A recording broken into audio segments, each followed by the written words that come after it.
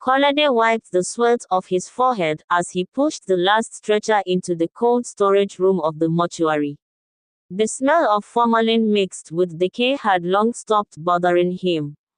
He had worked here for 2 years, handling the dead, washing bodies, and preparing them for burial. It was not the kind of job he dreamed of, but in Lagos, survival was a game of luck, and this was the only work he could find. That evening, as he stepped out of the mortuary, he saw an old friend leaning against a black Range Rover. It was Sly, his childhood friend from Mushin. But this was not the same Sly he used to know. This Sly wore designer clothes, a gold chain, and a watch that looked expensive. His perfume smelled like money. Kolade, now you be this, Sly laughed, walking towards him with open arms. Sly, Kolade was shocked. The last time he saw Sly, they were both hustling in the streets. But now, Sly looked like he had made it. Guy, now you be this, you don't hammer. Sly grinned. My guy, I don't find way. Money full everywhere, you just need to open your eyes. Kolade chuckled. You know say I dey work for mortuary now. No be small thing, but money no today. Sly's smile widened. Then you're in luck, my brother. I have something that will change your life forever. Kolade frowned. Waiting be that. Sly looked around, then leaned in. Secret cult, but no be normal one. If you fit the waiting them go ask you, you go see money wey go shock you. Kolade hesitated. He had heard stories of secret societies in Lagos, rituals, sacrifices, things too dark to imagine. But looking at Sly's car, his clothes, and the confidence in his voice, something inside him whispered, this could be your chance. But waiting I go do? Kolade asked carefully. Sly placed a hand on his shoulder and smiled. You work for mortuary. Your own initiation simple. Just one small thing. Sleep with a corpse. Kolade felt his stomach twist. His heart pounded. Waiting. Sly's face remained calm. Once you do aim, money go follow you like water. Cars, house, anything you want. Just one night, and your life go change forever. Kolade swallowed hard. He had seen all kinds of things working at the mortuary. But this was beyond anything he had imagined. Could he really do it? Sly patted his back. Think my guy. I go come back tomorrow night. If you ready, we go move. Kolade stood there as Sly entered his car and drove off, leaving him alone in the street. His mind was in chaos. He had always wanted to be rich. He had struggled all his life. But was he willing to pay this price? He looked up at the night sky. Somewhere in the distance, a dog howled. Tomorrow night would change everything. Kolade barely slept that night. Every time he closed his eyes, Sly's words echoed in his head. Just one night, and your life go change forever. The next day at work, he moved like a ghost. He washed corpses, arranged bodies, and assisted the embalmers, but his mind was far away. He kept asking himself, can I really do this? By evening, the mortuary was quiet. His shift was almost over when he received a message from Sly. I dey outside. Make we move. Kolade's heartbeat quickened. He stepped outside and saw Sly leaning against his car, smoking a cigar. His face was calm, confident, like a man who had seen things that no longer troubled him. You ready? Sly asked, exhaling smoke. Kolade hesitated. His throat felt dry. He wanted to say no, to turn back, but then he thought about his life. The one-room apartment he shared with 2 other men. The landlord who threatened to evict him. The debt he owed. He nodded slowly. I dey ready. Sly grinned and opened the car door. Enter. They drove in silence through the busy streets of Lagos. The bright lights of the city flashed past them. Billboards advertising luxury watches, nightclubs filled with rich men and beautiful women. Kolade clenched his fists. He wanted that life. Where will they go? He finally asked. Sly smiled. No worry. We go reach there soon. After about 30 minutes, they turned into a dark, quiet estate. The streets were empty, the houses large and intimidating. Sly stopped in front of a black gate and honked twice. The gate opened slowly, revealing a massive compound. As they drove in, Kolade noticed men in dark robes standing around. Some of them whispered to each other as they looked at him. He felt a cold shiver run down his spine. Sly parked the car and turned to him. Listen, Kolade, once you cross this line, no turning back. If you enter, you must do wetin dem ask. If you fail, he paused and exhaled, you no go like wetin go happen. Kolade swallowed. I dey here. Sly smiled. Good, make we go. They stepped out, and a tall man in a red robe approached them. His face was hidden under a hood. Is this the one? He asked in a deep voice. Sly nodded. Yes, he's ready. The man turned to Kolade. Follow me. Kolade felt his legs shake, but he forced himself to move. They walked through a pathway lit by candles, leading to a large hall. Inside, a group of men sat in a circle, their faces covered.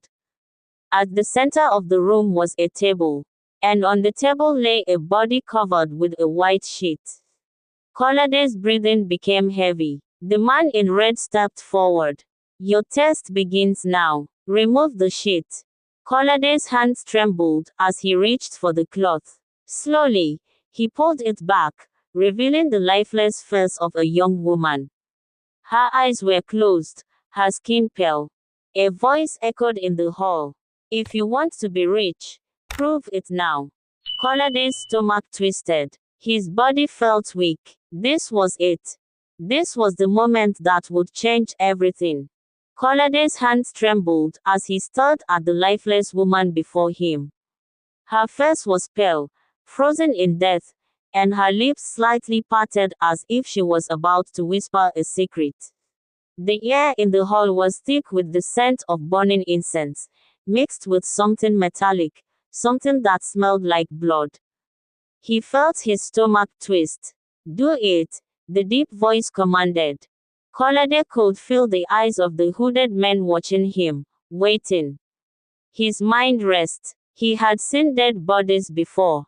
He worked in a mortuary, after all. But this was something else. His heart pounded in his chest. He thought about his life, his suffering, his struggles, his endless hustling with no reward. He thought about the money, the power, the freedom that Sly had promised him. Kolade. Sly's voice was low but firm. If you no fit do am, then forget about money. You go remain poor forever. Kolade squeezed his eyes shut. He could still turn back. He could walk out of this room and continue his life as it was, hard, miserable, and uncertain. But another voice whispered in his mind, this is your only chance. Taking a deep breath, he reached for the sheet, ready to go through with it. But just as his fingers brushed against the cold skin of the corpse, something happened. The woman's eyes snapped open. Kolade gasped and stumbled back, his breath caught in his throat. The room, which had been eerily silent, was now filled with whispers. The hooded men murmured among themselves, their voices mixing like a strange, unholy chant. The woman's lips moved. A faint, raspy whisper escaped her mouth. Run! Kolade's entire body turned cold. He looked up at Sly, expecting to see shock on his face. But Sly was smiling, a slow, knowing smile. She did test you, Sly said, his voice calm, almost amused. No fear. But Kolade did fear. Everything inside him screamed that something was wrong, terribly wrong. His legs felt heavy, his breathing shallow. The woman's voice came again, weak but urgent. Leave, now. Kolade turned to the man in red, his voice shaky. Waiting be this. The man took a step forward. This is your final test. Do not listen to her. If you complete the ritual, wealth beyond your imagination will be yours. If you run, you will regret it. Kolade's throat felt dry. The woman's eyes locked onto his. Kolade, she whispered, her lips barely moving, they will kill you. His chest tightened. His skin crawled. The air around him felt heavy, pressing down on him like an invisible force. His mind screamed for him to run, but his body refused to move. Sly took a step closer and placed a hand on his shoulder. His grip was tight. Make your choice, my guy. Kolade stood there, frozen. And in that moment, he realized, whether he stirred or ran, he was already trapped. Kolade could hear his heartbeat pounding in his ears. The room seemed to close in on him, the air thick with something unnatural. The woman's eyes were still locked onto his, wide and desperate, her lips slightly parted as if she wanted to say more. But the hooded men were watching, waiting. Sly's grip on his shoulder tightened. No day waste time, he whispered. N.A. your last chance. Kolade swallowed hard. His mind was a battlefield, fear on one side, greed on the other. His entire life, he had been poor. He had struggled, suffered, and begged for opportunities. Now, everything he ever wanted was right in front of him. But at what cost? His hands were shaking as he reached out again, his fingers hovering over the woman's lifeless body. He could feel the cold radiating from her skin. Every instinct in his body screamed at him to stop. Then, suddenly, the candles around the room flickered violently, as if a strong wind had blown through. The whispers of the hooded men grew louder, turning into an eerie chant. As, the room itself seemed to vibrate. The air was heavy, thick with something unseen. Kolade's breath came in short, panicked gasps. And then, the woman's mouth opened wide. Wider than any human mouth should. A deep, guttural sound erupted from her throat. A sound that did not belong to this world. Kolade stumbled back in terror. Jesus Christ! The hooded men did not react. They continued their chant, their voices rising in unison. The woman's body began to convulse, her limbs twitching unnaturally, her skin turning a darker shade, almost as if something inside her was changing. Kolade turned to Sly, his voice barely a whisper. Waiting be this. Sly was still smiling. You dey fear, you done already cross halfway, my guy. Finish sham. Kolade felt his stomach churn. This no be ordinary ritual, this thing.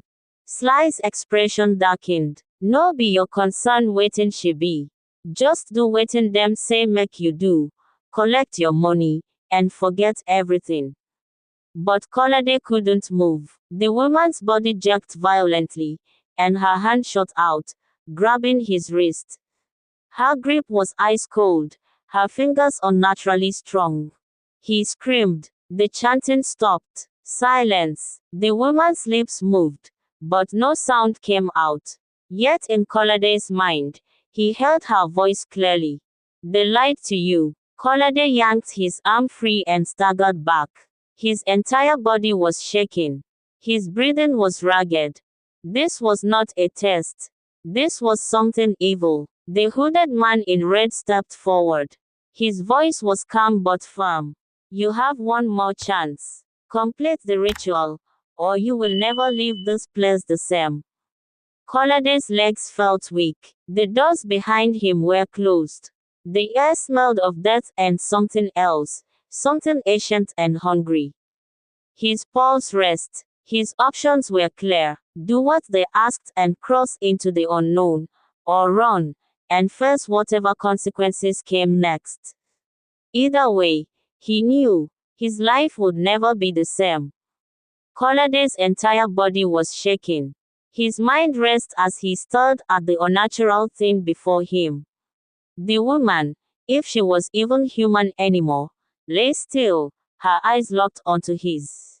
The voices in his head screamed at him to run, but fear held him in place. The hooded man stepped forward. "You must finish what you started," he said, his voice carrying an unnatural authority.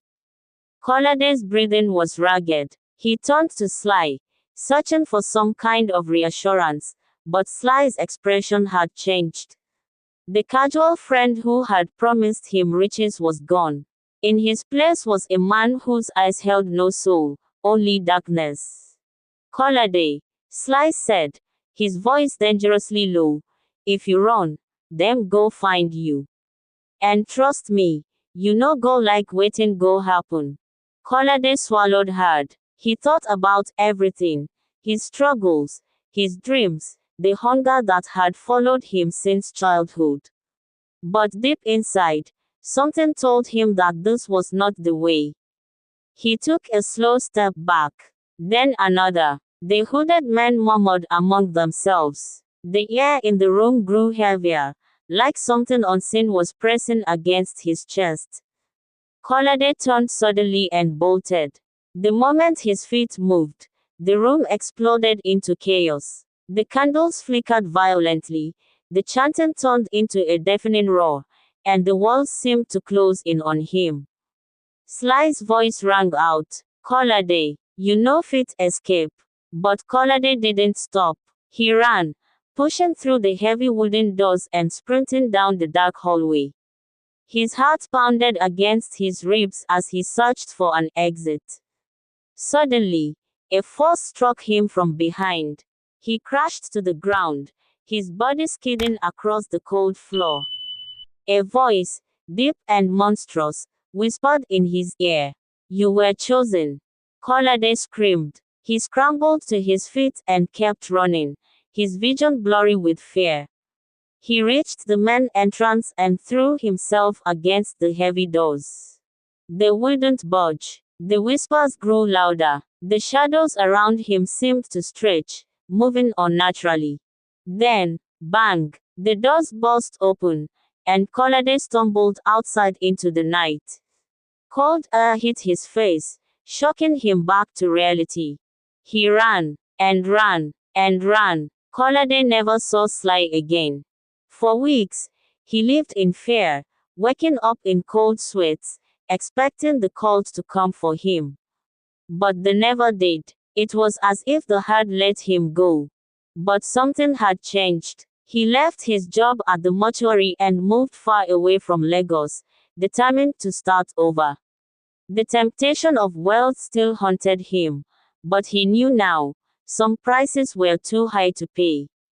His struggles continued, but he was alive and free. He realized that true success was not in shortcuts, but in patience, hard work, and integrity. Kolade was tempted by wealth, but he learned that some riches come with a deadly price. Those who seek power through dark means often pay the price, one way or another. If Kolade had given in, he would have lost more than just his soul. His humanity would have been gone.